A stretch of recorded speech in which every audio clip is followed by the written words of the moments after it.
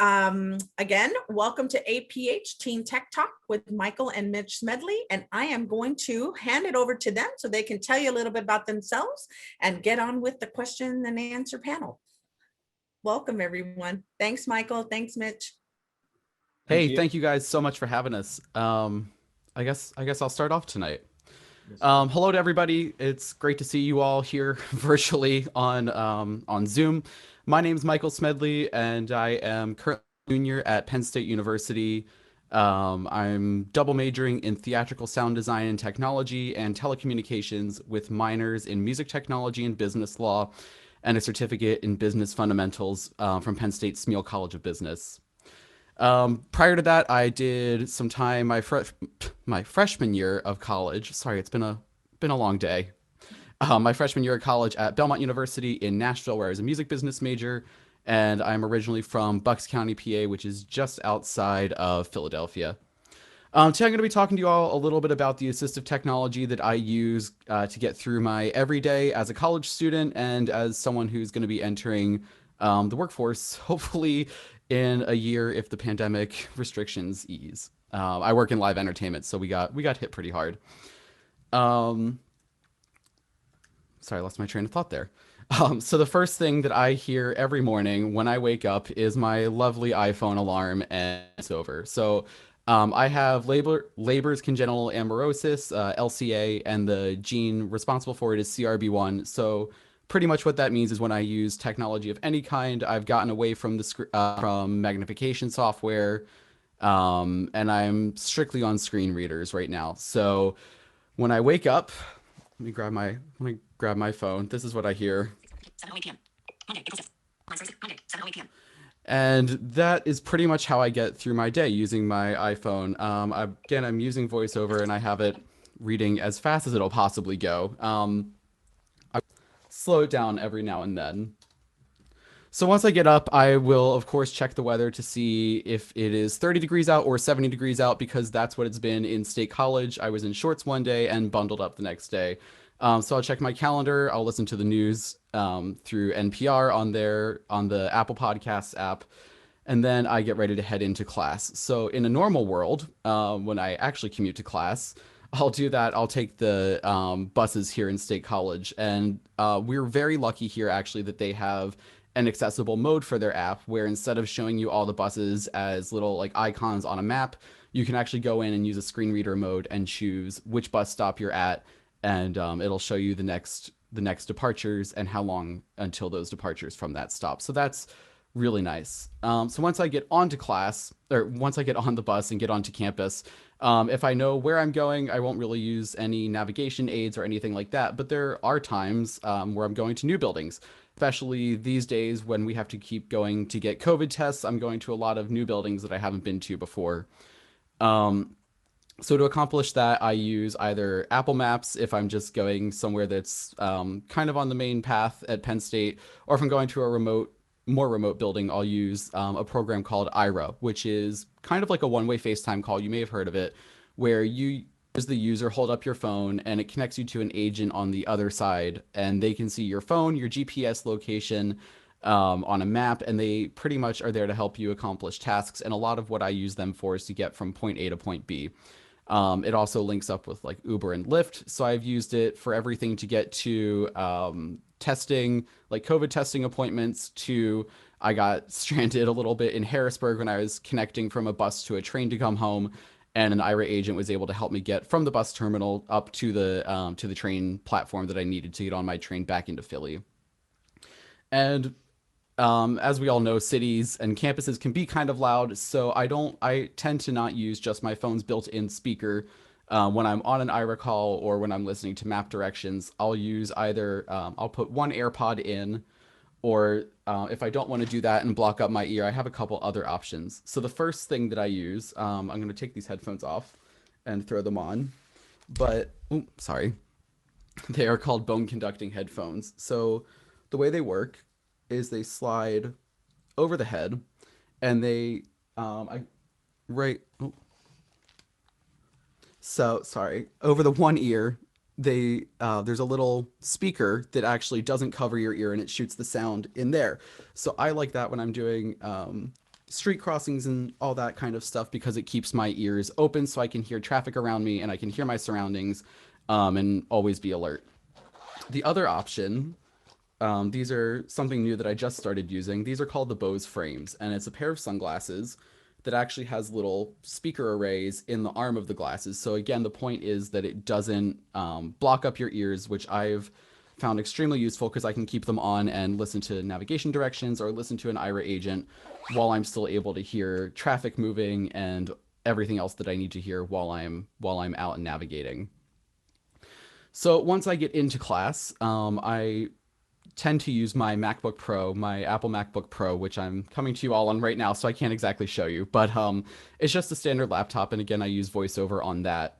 Through high school, though, I used to use, if I can find where I put it, sorry, my HumanWare Braille Note Apex, which is they actually don't sell it anymore, which is really sad. But it's a Braille note taker, so it has my model has the Braille keyboard. You can also get them with a QWERTY keyboard on them, and I have 32 refreshable Braille cells across the bottom.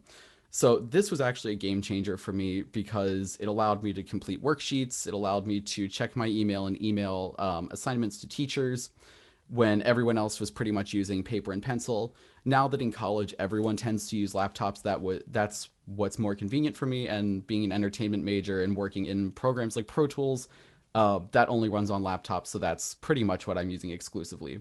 The one big thing that I still absolutely love the Braille Note for, and I would encourage anybody who speaks or talks in front of a room, I still love my Braille Note for when I'm public speaking because it gives me the ability to have my notes right in front of me.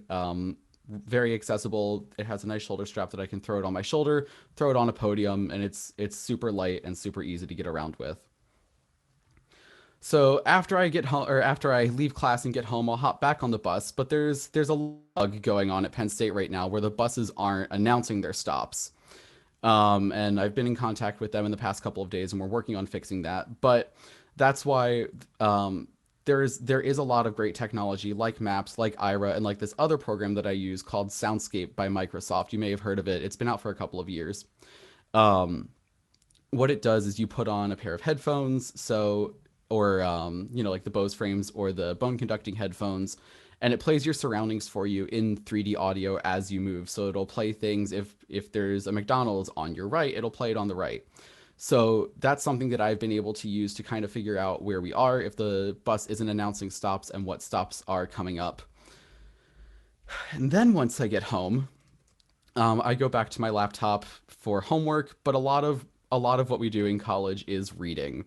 I use the Victor Reader Stream for a lot of my audiobooks, and that's pretty much like a little handheld.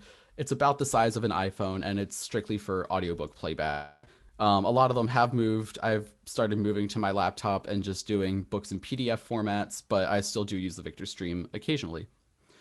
And the last app that I would love to talk about, it's not really part of a daily routine, but it's again from Microsoft, their Seeing AI app, and that's been super helpful because it'll read text. It's actually the first app that'll recognize handwriting and convert it to, it'll run OCR on handwriting. It can read barcodes. It can read money now that some of the free money reading applications have been discontinued from Apple. So, and that's a free app. Again, it's called Seeing AI from Microsoft. And that's really helpful to do things around the house. Like if I pull out a bottle of dressing out of our fridge when I'm making a salad and trying to figure out if it's ranch or blue cheese or honey mustard, you can just scan the barcode and it reads it. It'll also, a lot of products like freezer food, like chicken tenders or French fries, if you scan the barcode, it'll tell you how hot the oven's supposed to be to cook it and how long it's supposed to cook for. So that's really helpful. Instead of having to hop on a call with Ira or FaceTime one of my sighted friends or grab one of my roommates to read the cooking instructions. So that is most of the technology that I use. Oh, sorry, I forgot about. This last one is my my TI-84 talking graphing calculator. It's a regular TI-84 with a little module on the top that I'm not sure if you can see. It's about 2 inches tall, and the width of the calculator across, and that enables a regular TI-84 to talk. And this was a massive game changer for me because a lot of talking calculators are very different than what everyone else in a classroom is using. And all of the teachers at the high school, middle school, and college level know the TI-84 because that's what they're recommending for all of their students to get. So this was a massive game changer that when I had a question about how I was supposed to be doing something on the calculator, my teacher, like my math teacher and not my TVI, was able to explain it because they were already familiar with the TI-84 and they were able to then explain the actual math functions behind it instead of learning how to use a whole new calculator. So that's a general rundown of the technology that I use on a day-to-day basis. And again, there are a lot of really, really great GPS aids out there, and there are a lot of really, really great apps like Ira that connect you with other people to help you navigate new surroundings. But the thing that I really didn't love from my O&M instructors, but have really come to realize how true it is that none of them are substitutes for having really good O&M skills. So I would encourage you, if you're a TVI or an O&M instructor, or if you're a parent, make sure your student or your child is really, really, really solid on O&M skills before we start introducing these aids, because we want to have really, really solid O&M skills so that these don't become fallbacks if you're somewhere where your phone dies or there's no cell service, like in the middle of state college. It's really important to be able to navigate and at least get your bearings and make an educated decision about what path you're going to take to get where you need to go and not be constantly relying on a piece of technology that could fail you. And if you're a student, again, make sure you're learning cane skills, O&M skills, and make sure you are doing what you need to do. If you're just going off to college, make sure you take the time to put in and get a really solid orientation to your campus and do everything that you need to do before you start introducing things like IRA or like a GPS. So that's pretty much a rundown of the technology that I use every day as a college student, and I'm happy to answer any questions once we get to the Q&A, and I'll turn it over to Mitchell. Wonderful, wonderful. Very good, Michael. Thank you very much. And I'll take your advice because I actually am going into college this summer. I'm in my senior year of high school right now. My name's Mitchell Smedley, by the way. I don't know if I mentioned that. And yeah, Michael's younger brother. So this man over that just spoke to y'all, he actually really was the one that got me into technology. I have a bunch of technology sitting in front of me, but that was not always the case because I actually I hated technology when I was a younger lad.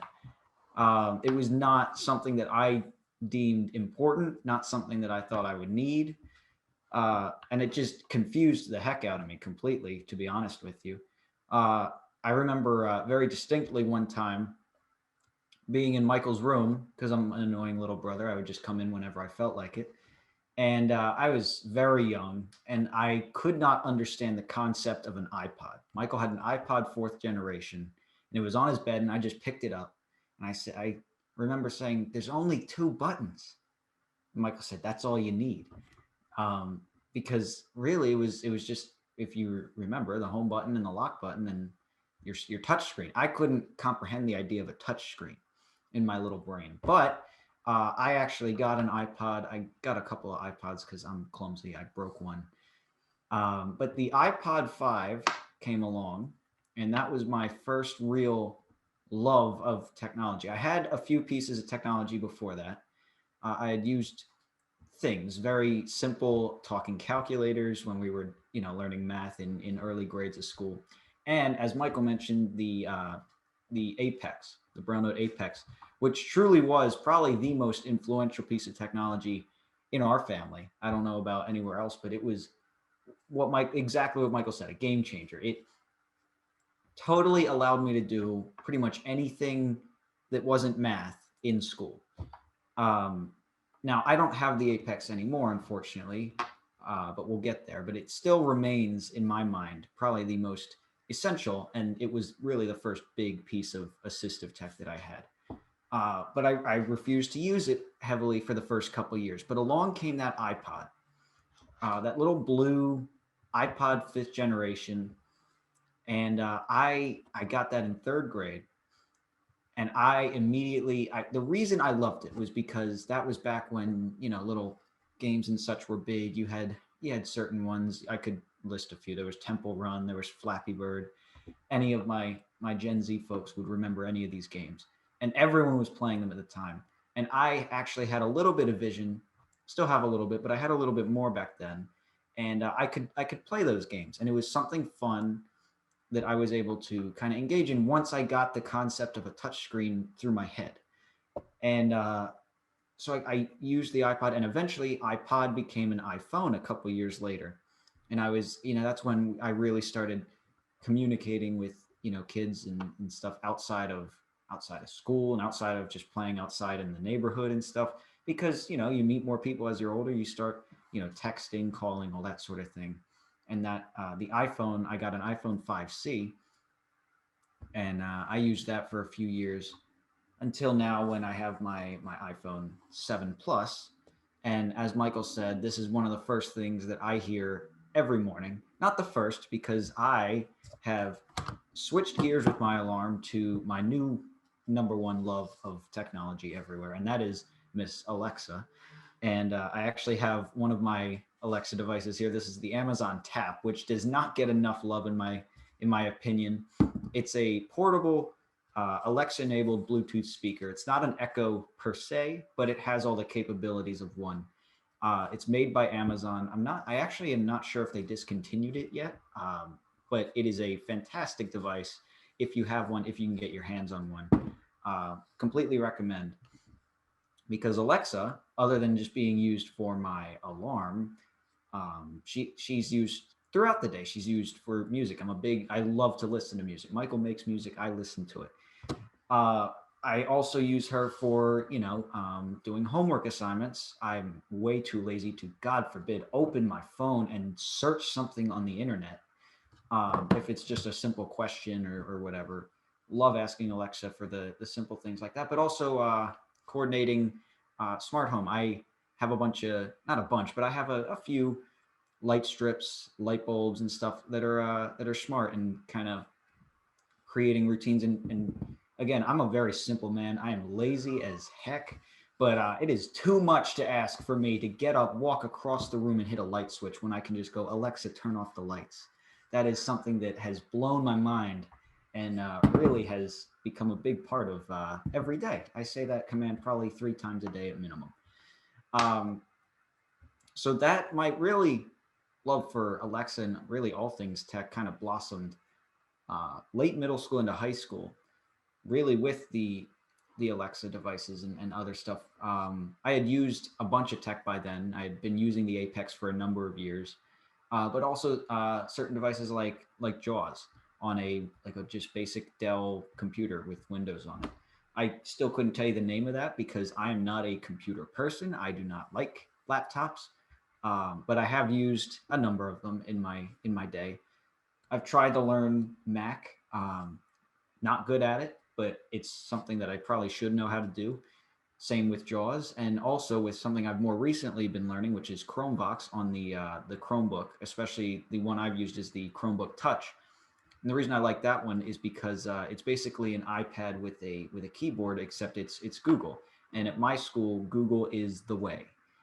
You use Google every day.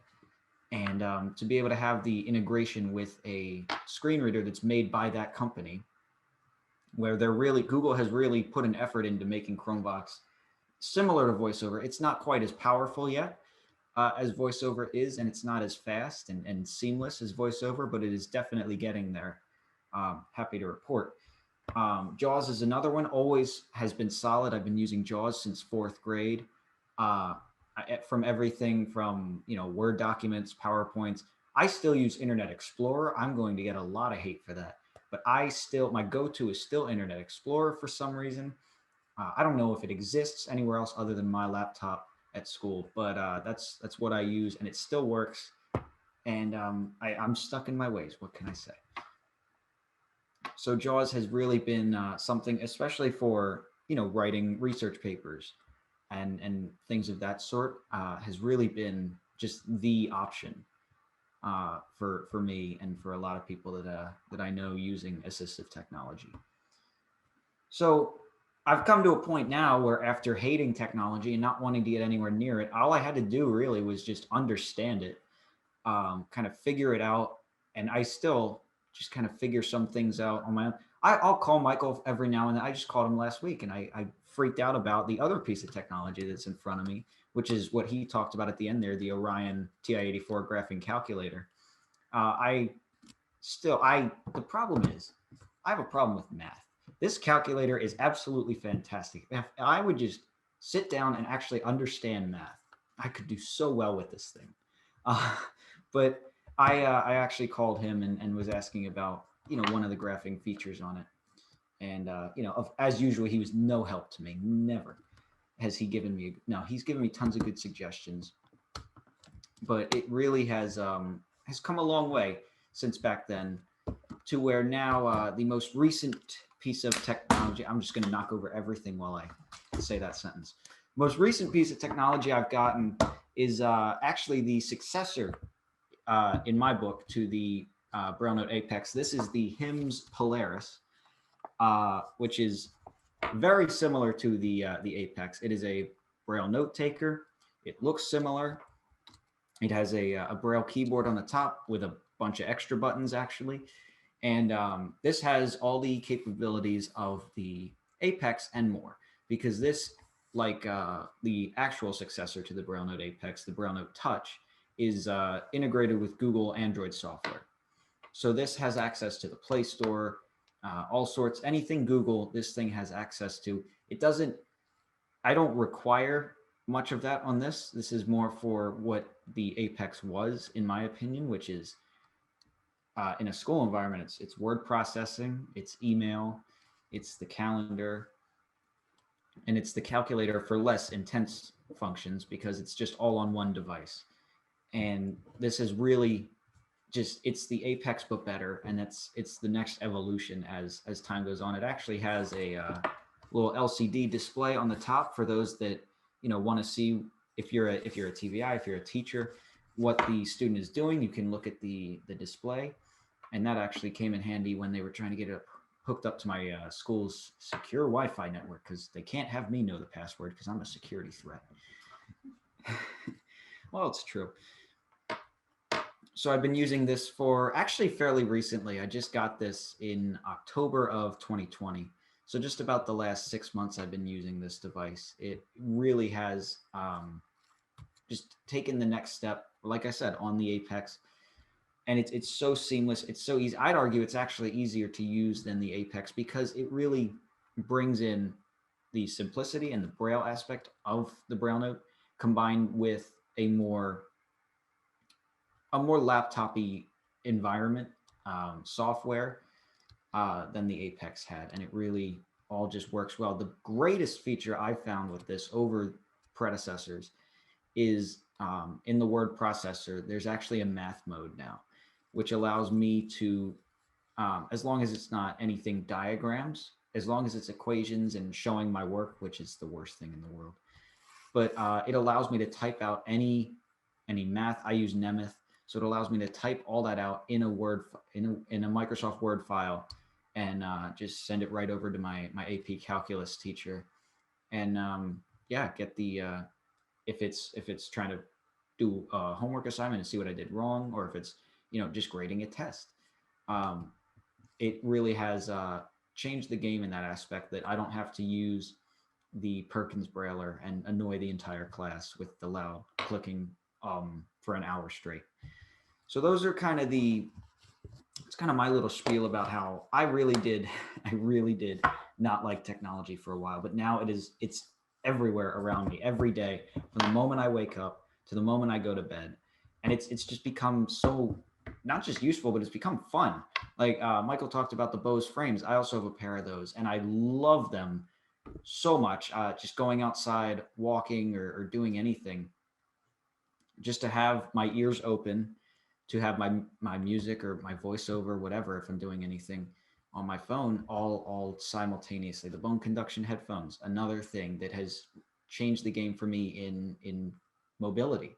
My experiences in I've done urban travel lessons in Philadelphia. I've done lessons in smaller like town environments here in I guess not quite cities, but towns around us. And it really has become so important especially combined with apps that I use, such as, like Michael said, Apple Maps and Uber, but also one that I've recently been using called Blind Square, which if you haven't heard about it, it really combines and integrates a lot of different sort of navigational features.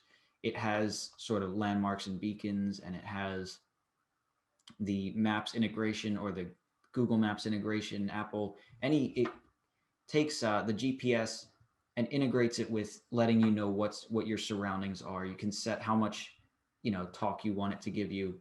Public transport is a part of it. All sorts of things go into Blind Square that make it probably the best navigation app I've found so far.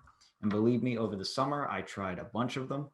I actually had some mobility training virtually, and in that training, we trialed a bunch of apps.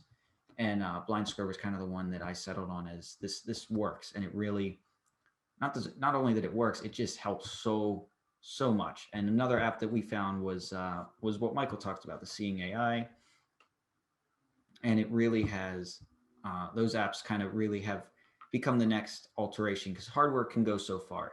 Now we're on that software integration and getting around seamlessly has really kind of shocked me how far that's come along, because that's something I've been nervous about going into college and career beyond.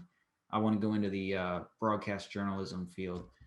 So I'll, if I'm trying to report and stuff, I'll be moving around quite a bit, I assume. So having a good foundation with my mobility skills, which years of that stuff being drilled into my head, combined with now these new, interesting, fun technologies has really come a long way for stuff like that in every aspect of my life. Because, yeah, shocking, blindness affects a lot of your life.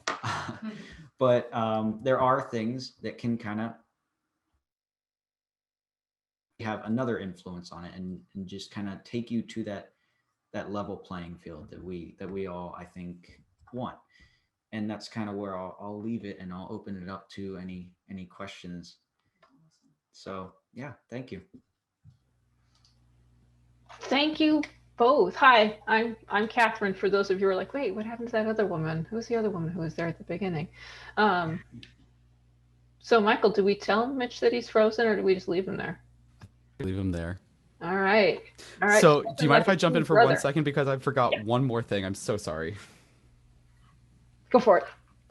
So I was just looking back at my notes, and the one thing I forgot to talk about was stuff that I use in my leisure time, because I'm an overbooked student taking too many credits. The one thing that I highly recommend, it's called Blind Mice Mega Mall. They have a movie vault where you can download audio described versions of most movies or TV shows, and that's been extremely helpful in classrooms where we watch a movie as part of a class and it doesn't make sense to ask the teacher or the professor to turn audio description on for the entire class to listen to.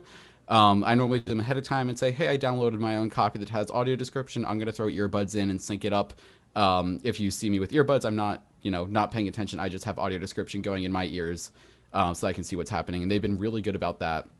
The other one is this client called RS Games, and they make screen reader accessible games, like a lot of classic board games and other things that work perfectly with screen readers, and they have a web interface that works for sighted players as well. So there was some COVID quarantine going on, and I was able to log on with my girlfriend who's sighted, and we played Monopoly, and she absolutely destroyed me. So those are two that I highly recommend for some leisure.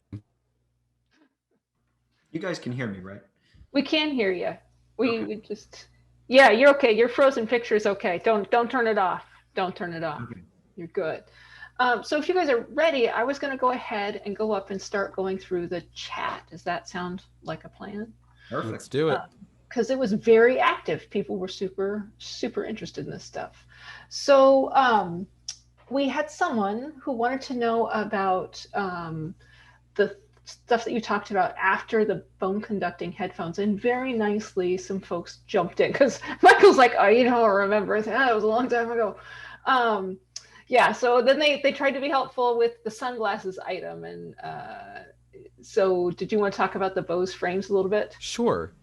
So they're called Bose Frames. They're a pair of sunglasses. They make a few different models. The version that Mitchell and I think we both use is the Tempo, which is their more athletic wear ones that have, I know I really like them because they have more wraparound lenses. So peripheral vision doesn't get blocked by a glasses arm.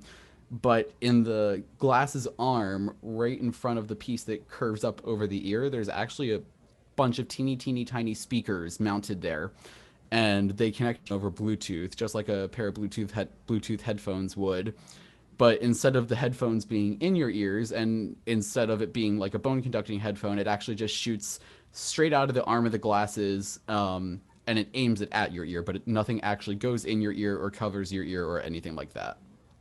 And just so you know, someone who has them as well and uses them said that they work excellent with Ira, by the way. Yeah, they are phenomenal. The higher tiered models have a head tracker in them that's supposed to work a lot better with Microsoft Soundscape, because you can leave your phone in your pocket and it knows where you're looking. But I use the Tempos without the head tracker, and that has still worked really well with Soundscape. So we do have someone who has raised their hand. Do you want to take a verbal question?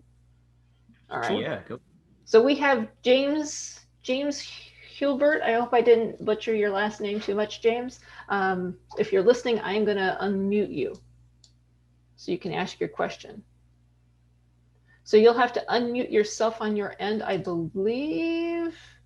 But if you unmute yourself, you could ask a question, or you can go ahead and type it. Mute text field is editing. Hi, it's me again. Hi, it's me again. I just thought of this. Dictate. Up 47 items. Close. FaceTime. Double tap to open. App switcher. Zoom. Active. Swipe up Safari. Active. Swipe up with 3 fingers. Download from App Store. Link. Oh, man. Address. You're live for us, 5%. though. What's your App.org. question, James? Secure and validated connection. Due to COVID-19, our museum and factory tours have been temporary. American Printing House. Okay, I'm going to go ahead. Link. Skip to main menu. Link. Toolbar. I'm Back. Skip to main. going to go. Do you have your question, Open. James? Open. Button. Open. Safari. Zoom. Okay. Receiver. I'm going to go list. ahead. I'm going to turn that off. And then, James, when you're ready, you can go ahead and raise your hand again. Okay. So I'm just going to keep going on with the thing. Now, Ira came up a lot in this, which is awesome. Folks wanted to know how do you have recommendations on how to get some of this stuff funded? That's a tricky one. Ira is extremely expensive. I was fortunate enough last year, actually the first 2 years of my college experience, they had a college program where you could apply as a college student, and it was pretty much a grant program that they had funders on their end, that they accepted a certain number of college students into the program each year. Unfortunately, once COVID popped up and the world kind of went into lockdown, that program went away. That was a very sad phone call to receive, but there was still a leftover balance of minutes in my account from that plan, and that's kind of what I'm still using. But more and more companies are partnering with Ira to allow free access inside of their locations. I know AT&T does. I believe CVS does, and as of lately, Starbucks does. So you can download the app and you can make a free account without putting in a payment method. And if you're in any of these Ira access locations, you can use the service for free while you're there. Also, do 1 free 5-minute phone Ira call per day with them. So if you're doing something like turning on a washing machine that's going to take less than 5 minutes, or something like that, you can call them for free. They also do, if you're going out for a job interview and you want to find an outfit that matches, they can help you with that for free. If you look at their website or in their app, there's a whole bunch of promotions that you can use for free, without having to put in for one of their subscription tiers. Excellent. Any ideas on some of the other stuff that you talked about as funding? And we have Richard Ruda here as well, who is a vocational rehabilitation counselor, and he might be able to give you some other ideas. But other ideas of funding for you guys? For me, a lot of it has been OVR. So the Orion, the TI-84 calculator that I use is $600, and the TI-84 that all of my sighted peers use is $100. And when I went into my first college, Belmont, into their disabilities office, and I asked that same question because I was like, it's not fair that I have to pay 6 times the price that all of the sighted peers are paying for a calculator. Do you guys haven't, like, what do I do? And they said, reach out to OVR, reach out to your OVR counselor. And it's something that I learned the hard way, that you have to be really, really proactive about, because I ended up taking a statistics class. And by the time the OVR paperwork got done and a calculator got mailed to me, I had taken the finals, packed up my dorm in Nashville, and drove back home to Philly. I was fortunate enough to borrow a calculator from another friend of mine that had the same model that wasn't using it, but OVR is going to be where a lot of that funding comes from if you're in the college or the professional workplace setting, but it takes a lot of forward planning. And this is Richard. What can you explain to our audience what OVR is? It might be called something different in other states. Sure. Yeah. So OVR in Pennsylvania is they're the people that will help you secure pretty much whatever you need to be successful, whether it be a Braille note taker, a calculator, orientation to your new college campus or to your new office once you get a job. They pretty much handle, in Pennsylvania, we have the IU, the intermediate units, that provide vision teachers and O&M specialists in the classroom, K through 12. I know in New Jersey, it's the commission that does it. But in Pennsylvania, OVR is that once you leave high school and go on to college and the professional workplace. Cool. Mitch, did you have anything to add to that? Yeah, just what he said is basically how I got, OVR is basically how I got my calculator that I have here. It's how I got a Perkins Braille writer of my own, and it's actually how I got the Polaris, which is not 600, it's more on the order of $6,000. So they can really come in handy with a lot of different things. It's not, sometimes it takes a few meetings and just talking to people a few times, but you have to, like Michael said, be very proactive, clearly illustrate what you need, why you need it. And you should be good. They're happy to help. The ones that I've talked to, happy to help. And I actually have another evaluation coming up for them for technology in the coming weeks. So sticking with that, especially going into college, I got to figure out if there's anything else I need from them. Definitely orientation, like Michael said. But yeah, they're definitely the go-to for help with funding and stuff. Cool. Some other sources that I have used personally over the years were Lions clubs. So like I got a student, because the student in question was a school-age child, and he wanted a Braille note, and the district, we could have put it on the IEP for the district to purchase, but then the district would own it because not all districts kind of can afford to give away the technology at the end. So he went ahead in his little 5th grade world and wrote to his local Lions Club and explained to them that he had just lost his sight and that he really needed this device so that he could keep up with stuff in class. And it took a couple of Lions Clubs, because at that point it was a pretty expensive device, but they went ahead and they bought him his own personal Apex, Braille Note Apex. So, that's an option. I was also going to say that there is something called and I'm reading it off my screen, so I've turned my head. It's the National Assistive Technology Act Technical Assistance and Training Center. So I legitimately had to read that. But each state should have a assistive technology center. In my experience, I've seen that they focus a lot more on like multiple disabilities and communication kinds of things and occupational therapy kinds of things. But those are like a potential source for like a lending library. So it might be worth asking about that. This is Richard. I was going to also suggest the independent living centers in each state, which I think is similar. They do have lending libraries. I know they're here in California, and you can go to them, and often they'll have something in stock. It might not be the latest and greatest, but it might be something sufficient to be evaluated on, to test drive, to see if it's worth your investment, whether you're paying for it through Lions, out of pocket, or through vocational rehabilitation. So that's it. So now that we've co-opted your presentation, we're going to shut up now, and we're going to move on with the questions. Thanks for your patience with that. We had somebody who wanted to know if you could talk a little bit more about Soundscapes.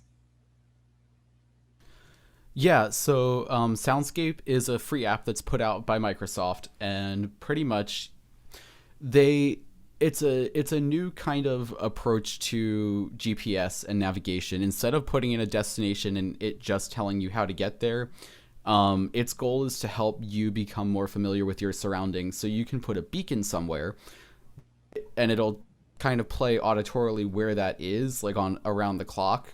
But what it does more of is, if you're walking along a street, when I'm walking around in downtown State College, it'll say, oh, like on the right side, it'll play a chime, and then it'll say Dunkin' Donuts in 300 feet. And then like Target in 200 feet on the opposite side as I'm walking, and it'll tell you intersections that you're approaching, what street, what side of the intersection. It'll tell you bus stops as you are approaching them. So it's more to help you build an awareness and a mental map of what's around you, where you are in relation to other things. Because there have definitely been times that I've been in a building in a really obscure part of campus that I'm only ever at, like, I don't know, once every month or something. And then I'm down there again for maybe like a COVID test or something like that. So I'll turn on Soundscape as I'm getting closer, and it'll say, oh, you're approaching this building. And then I know, okay, if that building's on my right, I know that this must be the street coming up, and that the building that I'm going to is going to be on the left once I cross that street. Cool. Kind of along those lines with the travel, someone wanted to know if you had any concerns about your travel safety using Aira. Sure. Aira is, their big thing is they must see that you're either walking with a white cane or a guide dog, because that's not what Aira is for.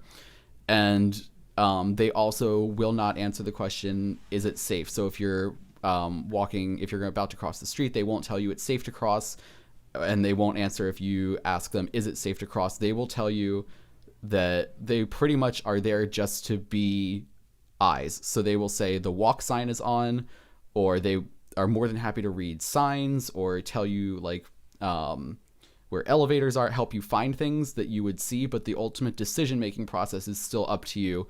So that's why it's really important to have those solid street crossing skills and cane or guide dog skills before you incorporate something like Aira, because it is not a replacement for that.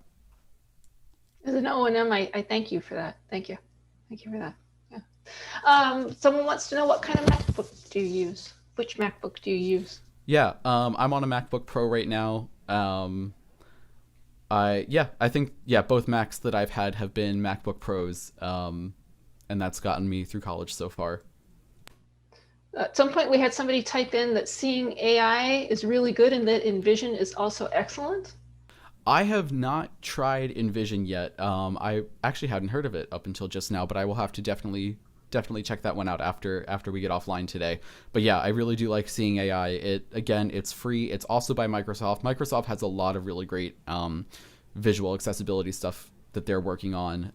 And again, one of the best parts of seeing AI is it is the first one to do handwriting recognition. So not only is that useful for if I actually need to read someone's handwriting, but if I'm trying to figure out what a shirt says, a lot of like graphic t-shirts or like a band tee doesn't have Times New Roman or Arial font on it. They have these weird fonts that traditional OCR won't pick up on. So you can throw it in the handwriting recognition mode and it'll pick it out and read it to you. Awesome. We had someone who wanted to know the name of the program that read the barcodes and information. That one's also Seeing AI by Microsoft. Perfect. A bunch of different little sections to it, a bunch of different tabs along the bottom of the screen. And it goes from barcodes, money reading, handwriting, text, all different things, all within the one app, which is what makes it so awesome. Excellent. There's somebody who thinks that Mitch has a great sense of humor. About time that came up. Yeah, that was good. I laughed at you once, just once. Thanks. Yeah. Only once. No more. Mitch, there's someone here who says, hey, if you get a chance, can you talk about the Thriving Blind poster behind you? Because it's pretty cool. That was my part. It's pretty cool. Yeah. So Thriving Blind, the Thriving Blind community, that's where it's all at, folks. Thriving Blind is just a bunch of, I mean, correct me if I'm wrong, it's just a bunch of amazing knowledge about how to thrive blindly. Is it safe to? There's also a book that came out by the same title by some lady. Just happens to be my mom. So There you go. I'm a little biased, but yeah, Thriving Blind, the book is it's a bunch of different stories of people that are, imagine that, thriving blind. I've actually, you know, if you want to see more of me, because I'm amazing, I actually read a few chapters back towards when quarantine started. Kind of something to do with my time, something fun. That was actually on Facebook Live, and had a lot of fun with that. So yeah, if you want to see more of me, I'll be over on Thriving Blind. Every now and then, I like to pop in, share my expertise, like now, but on a range of topics. It doesn't have to be tech. It could be a bunch of different topics. We have a lot of fun over there. So I'm going to put something in the chat box for folks, which is the link to the webinars at APH. So just last week, that lady, thanks, Mitch, Kristen Smedley did a really great session for us on Thriving Blind and that whole community. So if you're interested in that topic, you can go onto our YouTube page and find that. And someone asked if this was being recorded, and yes, this is also being recorded. It takes a week or so for the webinars to get back up onto the YouTube channel, but all the webinars are recorded and then available for you guys later. So yay. I'm gonna go back up into, oh my gosh, where are we? There's so many questions all of a sudden. Like, people are great about the questions. Question, did you go with the Polaris rather than the Braille Note Touch for any reason? Actually, yes. I actually should have talked about that. I'm glad you asked that question.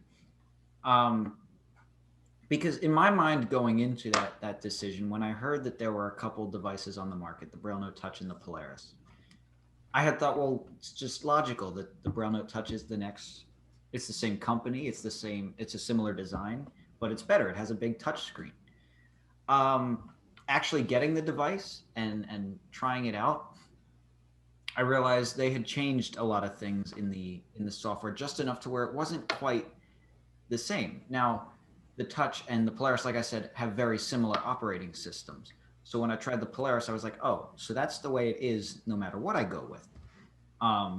However, the reason I like the Polaris is contrary to what I said, actually, is that it's more simple to understand, and it's more like an Apex than a Braille Note Touch was for some reason, even though the Braille Note Touch was made by Humanware, the company that makes the Apex.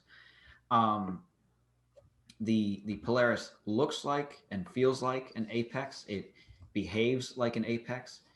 The Braille Note Touch is also very buggy and just crazy, in my opinion, and it's much less intuitive.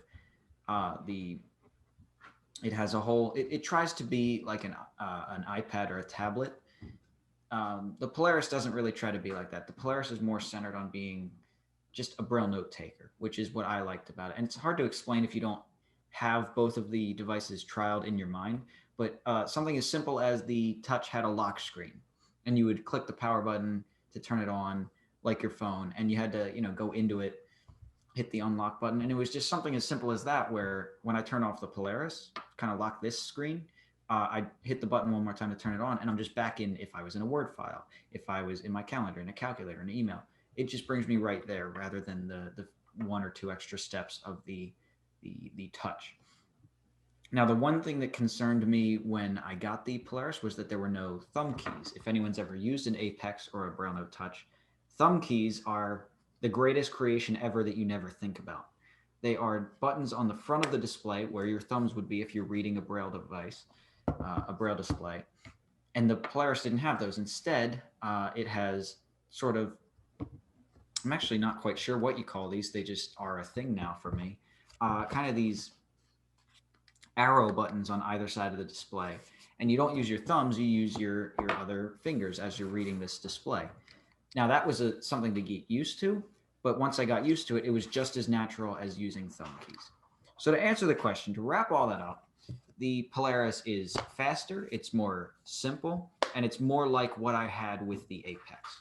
It also has that math mode, which is a very much defining feature over the touch. So that kind of is what went into that decision there. That was a very deep decision. It took months. It took a couple years actually going through it with my TVI, the assistive technology specialist at my school. My past TVI got in on the decision because she was actually who taught me most of what I know about assistive technology, and just kind of talking through it with all of them. And they could all see as soon as I had the Polaris in my hands, kind of that it just felt more natural to me. So that's kind of what went into that. Got it. Someone wanted to know if you said blind mice megamall for the audio description. Yeah, Michael talked about that, I believe. It's something that I've also used in the past. Just briefly, I haven't had too much use for it. He can probably speak more to it. Yeah, that's the one that they also offer a ton of accessible products. Everything from tape measures to microwaves. You can get accessible products there, but I really do use them primarily for the Movie Vault because it is a way to download free versions with audio description as just MP3 file. So it's just the audio. So it's a much smaller file type than if you were streaming like from Amazon Prime or from Netflix, which is the whole video too. So yeah, Blind Mice Megamall is phenomenal. Then there's like a little side chat here about like the movie thing and the blind mice. And so the nice thing, and it really is nice, I think, in our webinars is there's a lot of interaction in the audience. And so a lot of times, like if somebody had a question, people would pop in and say, yeah, that's what it is. So we have a little bit of that about the Movie Vault. Someone said that the brothers have great information, which I would agree. Thank you. I don't know who they're listening to, but I'll go with it. There you go. Someone, and I'm assuming it's for you, Michael, wants to know what kind of microphone you're using. I'm talking right now on a Rode. It's an NT1A. I'm so sorry. It's a large diaphragm vocal microphone that I use to record my podcasts and also vocals when I'm recording either myself recording or recording other people's sessions. It comes through nice and clear. Thank you. It is nice. Catherine, I was going to ask really quick if you mentioned Ira as an alternative. What are the pros of Be My Eyes? Have you either one of you used Be My Eyes?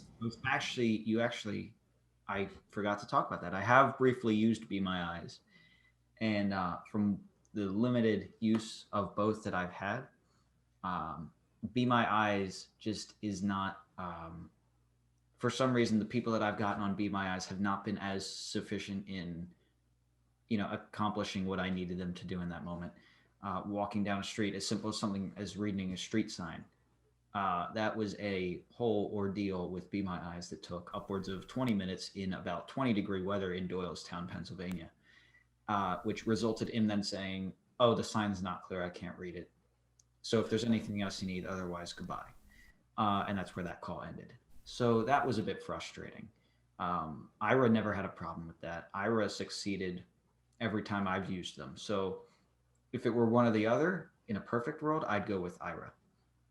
Yeah, I can also, I have not used Be My Eyes before. The one thing that I really do love about Ira is their agents have this whole dashboard on their computers that they can see your camera feed, your GPS feed, and you can link things like your Uber and your Lyft account.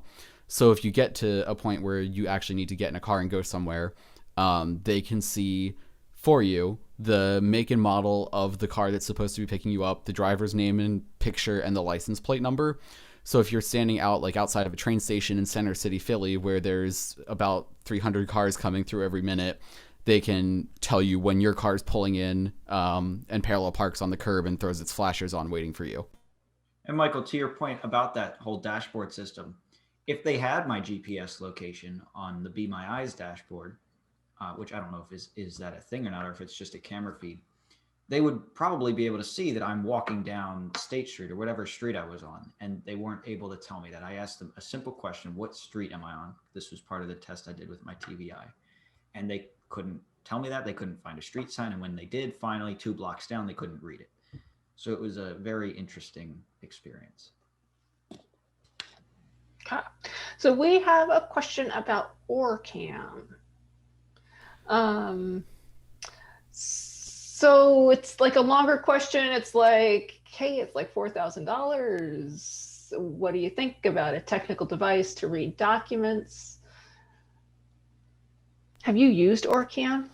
So I got to try it for all of 5 minutes in a crowded ballroom. The Associated Services for the Blind in Philadelphia every year hosts the Louis Braille Awards, and OrCam was actually receiving one of the awards that year. So I got to hang out with their team for a little bit and try it on. And it was the original version of OrCam. And from what I understand, it's grown a lot since then. It can do a lot more things since then. I have not tried it since.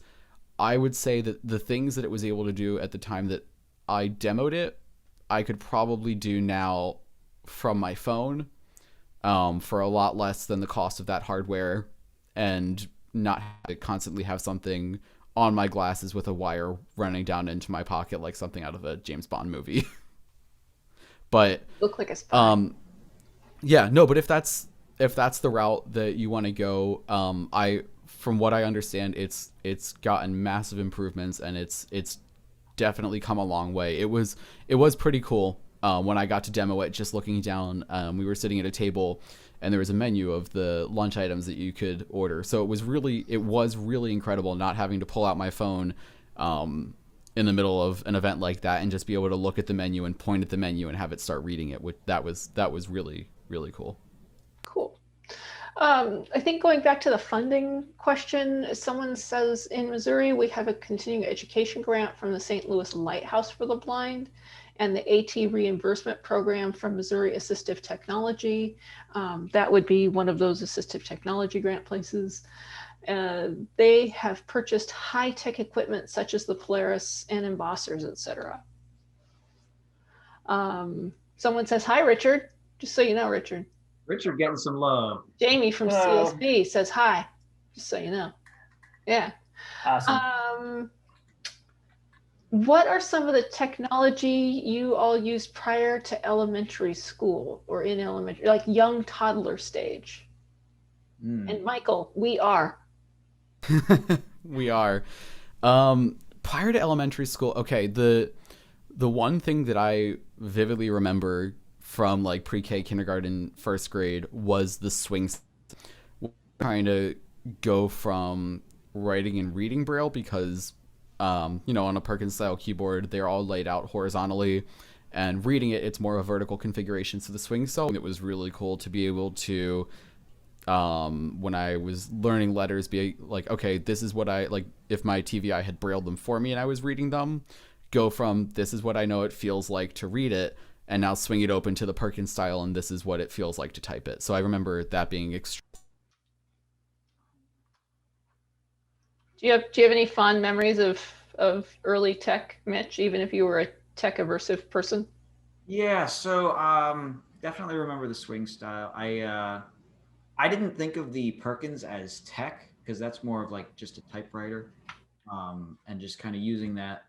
The one I had the most good memories with was the Draftsman board from way back when, because art. I was always an artsy kid for some reason, and I was able to use the Draftsman and kind of do my amateur drawings and stuff on that. And then once I got into elementary school, I'm not sure exactly what grade we started using it, but the CCTV, definitely when I still had some vision to kind of learn. I definitely remembered suffering through cursive on that. That was terrible. But we used a bunch of different things to try and teach me Braille. Yeah, definitely the swing style and a few others that I can't really remember, but I know they existed back then. But not necessarily tech as in hardware and software, more of artsy things like the swing style. I will also say that the Draftsman board it's kind of funny. It was great in elementary school, and then it really kind of went away in middle and high school. It has made this massive comeback in college, and professors love it. Being that I am in more of an arts and creative major, there's a lot of sketching that we have to do, and professors have really loved the Draftsman board because instead of getting a Word document of what a sketch of this would look like, they can get a 3D sketch in something that they can see from the Draftsman board on their desk, and they've really appreciated that because they've been able to come over and draw things out instead of trying to describe these really like abstract topics. Yeah, that's interesting. Actually, one of my teachers, my physics teacher from junior year, who actually had Michael a few years prior, so he kind of knew what he was doing. He loved the Draftsman for the same reason, because he could simultaneously teach and talk about a graph on screen while making that graph for me, which was great for a number of reasons. Number one, because I had his explanation and it was one-on-one explanation while he was still talking to the rest of the class. But also it eliminated the middleman of my TVI, which she loved, because he would just kind of freestyle and make the graphs as he saw fit, which whether it was part of the lesson or if I am a moron and can't understand a concept, he was able to kind of give me another example right then and there, which was fantastic for him and for me. It really helped a lot in a class like physics.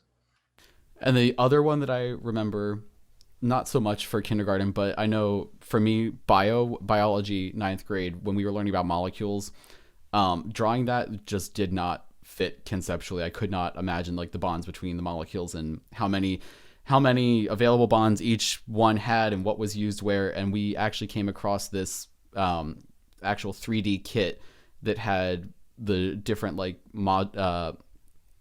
atoms and molecules, and there were little tubes that you could connect them all to and make 3D renderings of what the actual compound would look like. So that was really helpful. Yeah, I remember those little plastic. It was like the ball and stick drawings that they were doing on paper and stuff, but it was 3D, and it was just, plastic pegs going into plastic stuff, and it all worked somehow. Like magic. We have a question. Do you think there is a cost difference between the touch and the Braille refreshable thing that you're currently using? Yes, I love the Braille refreshable thing that I'm currently using. I do believe there is a slight price difference. I think the Polaris is slightly more, but I think it's a couple hundred. But they're both several $1,000s, I believe. I don't know. They didn't really show me the price tag. That was my editorial. Yeah, no, I just remember my when I finally did decide in the IEP meeting. I don't know if my mom remembers this, but I do remember the assistive tech specialist for our district just kind of when I was like, yeah, I'm definitely all right. Let's lock it in. I'm going with the Polaris. Of course you are. That's the most expensive one. That's kind of what I'm basing that off of. That the Polaris is a little bit more. All right. Someone pointed out that even some of my core teachers like the Draftsman board. Have any of you used a refreshable Braille display? I've used one occasionally. I don't have a dedicated one. I've used the terminal mode on the Apex to connect to my laptop occasionally. I've gotten to the point where I've found that I'm much faster with VoiceOver, just with the amount of reading and the complexity of things that I'm reading. I'm a lot faster with VoiceOver than I am with trying to read it in Braille. Yeah, the only thing I would use a refreshable Braille display for is if I didn't have the Polaris and I was reading something long, or I had to, read and kind of like annotate or, whatever, for those longer sort of files. But no, I don't really use if you're talking about like a Focus 40 or there's a bunch of different ones. The Brailliant, I think I have to go back and remember those. But yeah, I've tried multiple different ones. I just like having one piece of technology, whether that be the phone at one time or the Polaris. And that just kind of works more than having two separate ones, the display and the iPad, or the display and the computer, whatever you're hooking it up to. And then someone just wanted to confirm the spelling on Polaris. So that's the HIMS Polaris, right? Yes. And that was Polaris, we think. Yes. Awesome. Awesome. Okay. So we still have a few minutes. If you have more questions, they're here and ready to go. One thing that I will plug real quick while we're waiting for questions to come in, I got a message on the side from my mom to reach out to Thriving Blind if as another resource for funding for assistive technology. Again, that is Thriving Blind. Do you want to give me the whole email thing and we'll type it in the chat? Put me on the spot here. I believe it's thrivingblind@gmail. Mitchell, can you confirm that? I just said that. Where'd you get that idea? That was way to come up with that right on the spot. All right, I'm going with Thriving Blind, all one word, at gmail.com, and I have hit return, and it is in the chat. Awesome, thank you. I had asked about parents' concern. Oh, thank you. It looks like I missed a question. I had asked about parents' concern that I have about concerns that their child was being seen through mobility apps. Has this been a problem? So they were asked about by a parent about their concern that their child would be seen through mobility apps, and has that been a problem? Well, if you're talking about an app like Ira, the point is that they can see where you are. Now, I don't at least point the camera at myself because I'm more pointing it in front of me so they can see what I would be seeing if I had eyes that worked. So I have not had any sort of privacy issues with Ira or any of those apps necessarily. I don't know if Michael has anything else. Yeah, no, same kind of boat. Ira also has this really awesome feature called privacy mode where you can stay on the call. But if you need to do something with like sensitive data or like personal information or something like that, you can throw it in privacy mode, so it will stop your camera and your microphone feed for as long as it's in that mode, but it'll still keep the call connected. Once you finish that, you can take it out of privacy mode and you're still with the same agent who's been working with you and knows what you're trying to accomplish. Cool. We have the comment that your mom is precious too. Sometimes. She's also nagging me in my ear to tell you that you can also join Thriving Blind on Facebook. She's also letting you use her office. I didn't ask for this venue. I could have done this from upstairs. She didn't ask. She didn't let. She commanded. She commanded.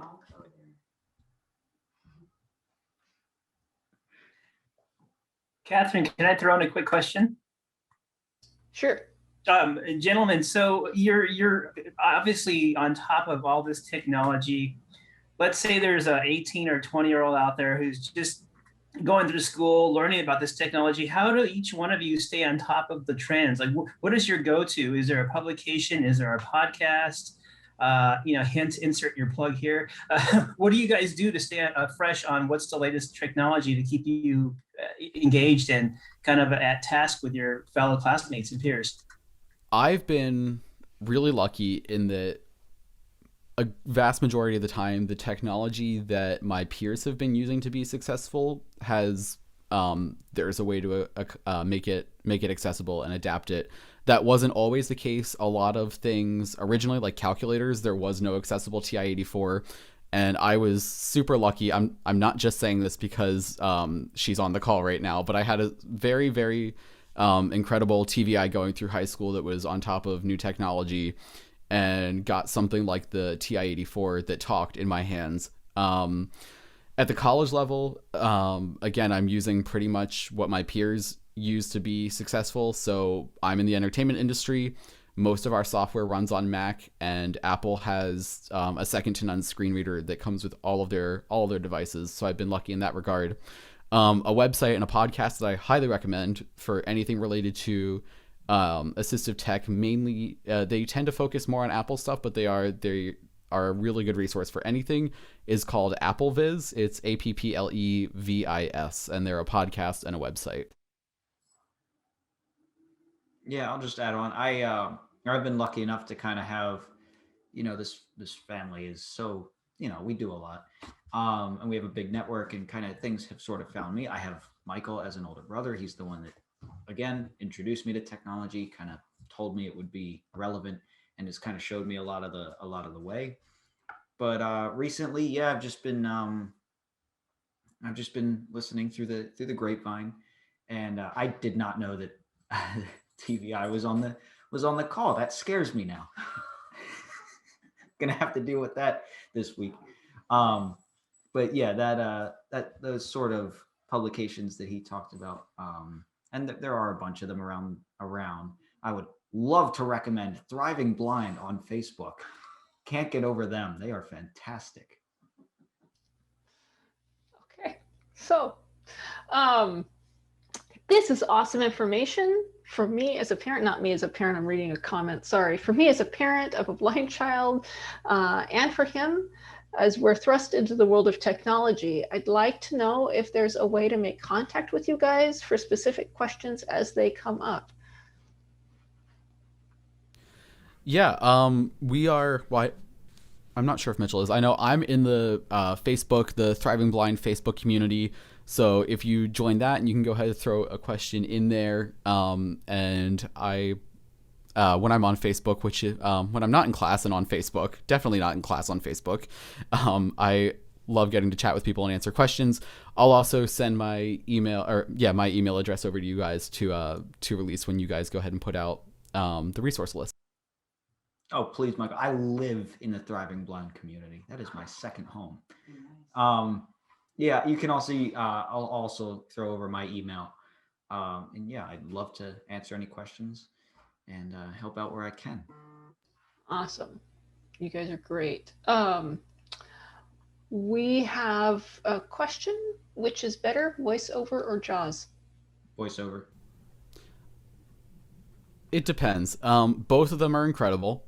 VoiceOver comes with the Mac computer. JAWS costs a lot of money extra, but they both do really well. It really comes down to if you prefer the Windows workflow or the Mac workflow. So they're both really good at what they do, and they are both the highest tier. Yes, they're both fine. VoiceOver is much easier to use. They're both very good, as he said, though. But yeah, VoiceOver, no question for me. All right, VoiceOver fans. Got it. So we have a couple more minutes if anybody else has a question. Someone did say busted Mike Mitchell. Sorry, it's true. Maria Baldwin says busted Mitchell. Oh, no. There you are. Okay, so I'm going to try unmuting again.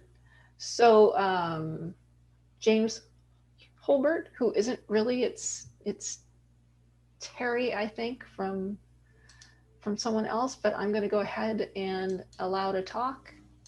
So hopefully you've got talking permitted, even though you're muted right now, so you'll have to unmute. We'll give it a second shot.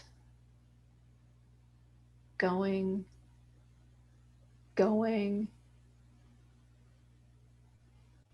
So I'm gonna shut that down for a little bit. We do have another person who had a question, so we'll see if we can get that one to go. So this is for Claire Scarborough Haken.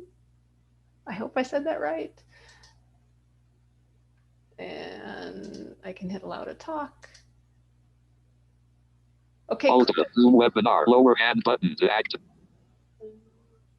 There you are, Claire. This isn't actually her. This is me. My name is Samart. Hi, Samart. Although my gene specialist, mobility specialist, O&M teacher is Miss Haken or Scarborough Haken.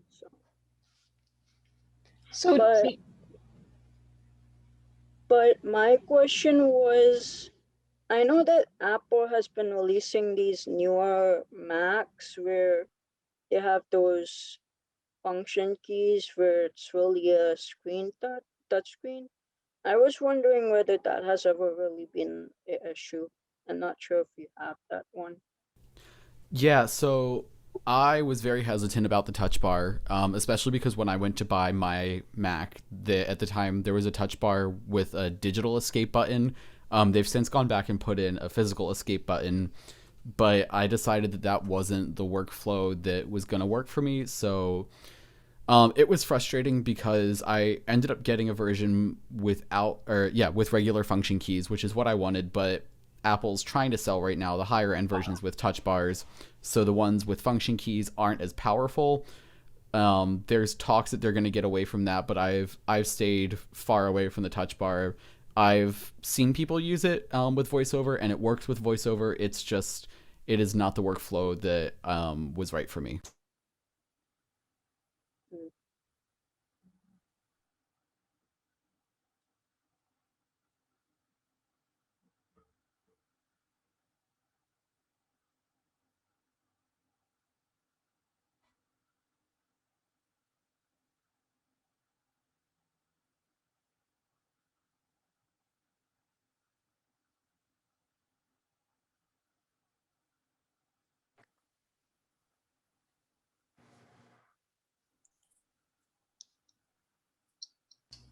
Oh, I've been saying, James, who's really Terry, you could unmute yourself, but apparently I should have unmuted myself as well.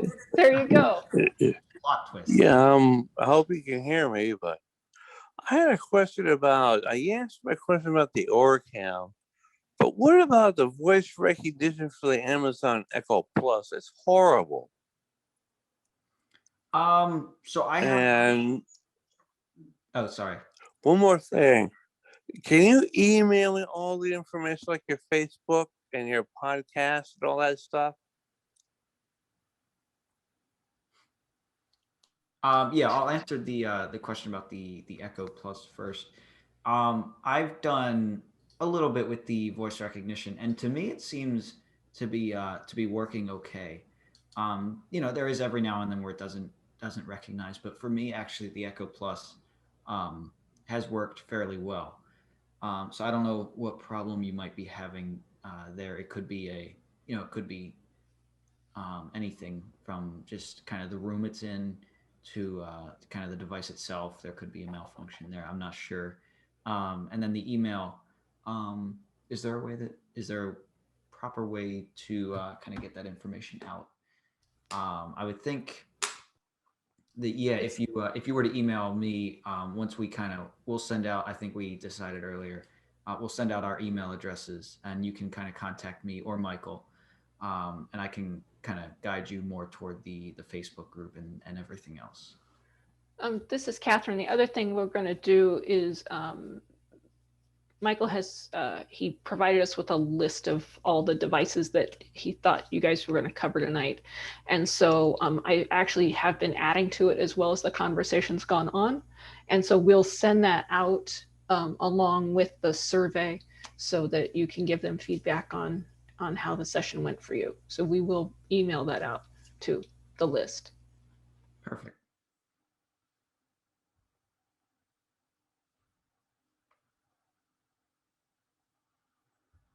Okay, we have about 5 minutes to go. Any more questions for intrepid panelists, or do you have any great words of wisdom that you want to leave people with? I appreciated you encouraging people to go to O&M. That was awesome, just personally. Yeah. When I was younger, I really did not love the whole O&M thing, but now coming to college, especially at a school like Penn State, that's the third biggest city in Pennsylvania on football days, it's been a game changer being able to confidently figure out where the heck I'm going on a massive campus. But technology, especially assistive technology, can get really overwhelming and very in-depth very fast. So don't let that deter you. You can always start with the basics when you're learning something like JAWS, something like VoiceOver. There's countless, Apple is really good with VoiceOver about step-by-step guides of how to get started with it, and then they work you up to more advanced things. So definitely take advantage of resources that the company's putting out. and the programs like APH are putting out to connect you guys with people who have been using these products and have been kind of in these shoes for a little while. Definitely take advantage of all of those resources.